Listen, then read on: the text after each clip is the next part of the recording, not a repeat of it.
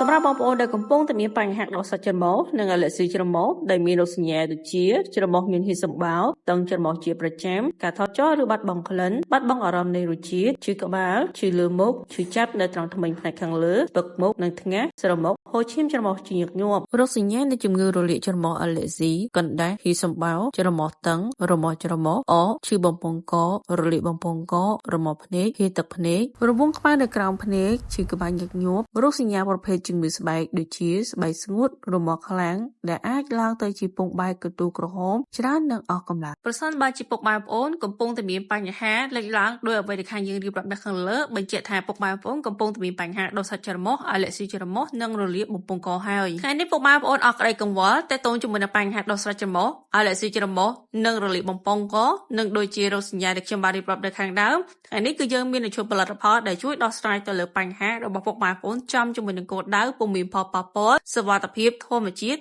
ជាផលិតផលស្តង់ដារអាមេរិកដែលមានការត្រួតពិនិត្យត្រឹមត្រូវនិងការឆ្លងកាត់ជាមួយនឹងក្រសួងសុខាភិបាលនៃប្រជាជាតិកម្ពុជារាជរាល់សម្រាប់ព័ត៌មានលម្អិតក៏ដូចជាការពិភាក្សាពុកម៉ែបងប្អូនអាចធ្វើការទំនាក់ទំនងតាមរយៈលេខទូរស័ព្ទទាំង3ប្រព័ន្ធនៅខាងលើវីដេអូក៏ដូចជាការឆាតចូលទៅផ្ទាល់ផងដែរអរគុណពុកម៉ែបងប្អូន